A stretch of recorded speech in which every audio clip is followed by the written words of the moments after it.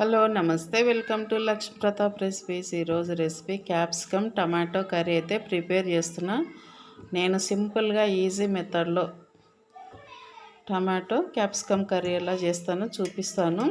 ముందుగా ఇవైతే శుభ్రంగా కడిగేసిన ఆల్రెడీ. నేను వీటిని ముక్కలుగా కట్ చేసుకుందాం. మనకు కావాల్సిన సైజులో ముక్కలు కట్ చేసుకోవచ్చు.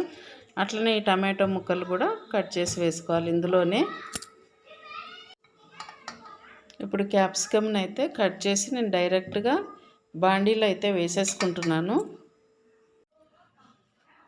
క్యాప్సికమ్ టమాటా అయితే ఇట్లా కట్ చేసి డైరెక్ట్గా కడాయిలో అయితే వేసేసినాను.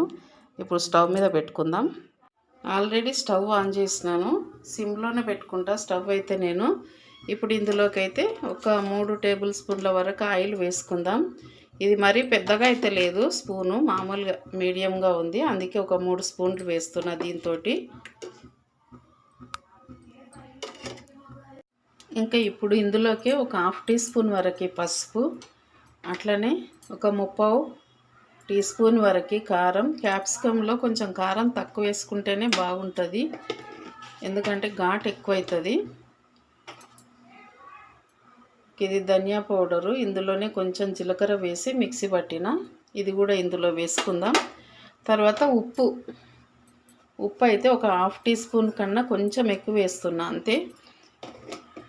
ఉప్పు తగ్గిందంటే మళ్ళీ వేసుకోవచ్చు, కానీ ఎక్కువైతే ప్రాబ్లం కదా, అందుకని ఇవన్నీ వేసినా కదా. ఇప్పుడు ఒకసారి ఇట్లా కలిపేసుకుందాం. మామూలుగా అయితే ఇంకా తాలింపు వేయాలంటే ఫస్ట్ నాకు ఎందులోనైనా కొంచెం ఉల్లిగడ్డలు వాడడం అసలు ఇష్టం ఉండదు. మామూలు గుడ్డు ఉల్లిగడ్డ కూర అట్లాంటి దాంట్లో వేస్తా, కానీ ఇంకా మిగతా కొంచెం కూరగాయలలో ఎక్కువ వేయను నేను. ఇప్పుడు ఈ టమాటాను క్యాప్సికమ్ను మొత్తం ఇట్లా కలుపుకొని సిమ్లో పెట్టుకుందాం.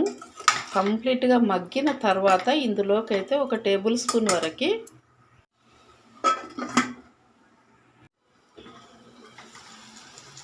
ఇప్పుడు క్యాప్సికంలోకి కొంచెం కొత్తిమీర వేసుకుందాం. కొత్తిమీర కూడా ఇందులో ఉడికితే బాగుంటుంది టేస్ట్ అయితే. ఇప్పుడు మంచిగా మగ్గిపోయింది క్యాప్సికమ్ టమాటా అయితే. ఇప్పుడు దీనిలోకి ఒక టేబుల్ స్పూన్ అంతా శనగపిండి వేసుకుందాం.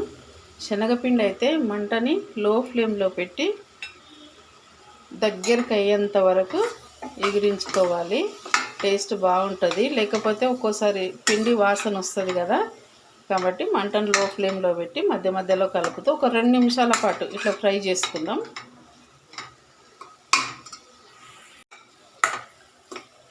కర్రీ అయితే రెడీ అయిపోయింది, ఇంకా దింపేసుకొని సర్వ్ చేసుకోవటమే. టేస్ట్ అయితే ఒకసారి ఇట్లా చేసి చూడండి. కొంచెం శనగపిండి వేసి చేస్తే కనుక టేస్ట్ అయితే చాలా బాగుంటుంది.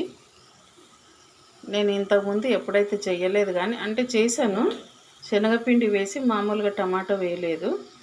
ఇప్పుడు మాత్రం టమాటో క్యాప్సికమ్ వేసిన, అందులోనే శనగపిండి కూడా వేసిన, టేస్ట్ అయితే బాగుంటుంది.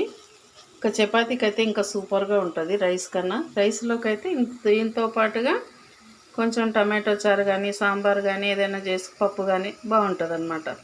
సైడ్ డిష్గా ఇది చాలా బాగుంటుంది. ఓకేనా, చూసారు కదా, నచ్చితే ఒక లైక్ ఇవ్వండి.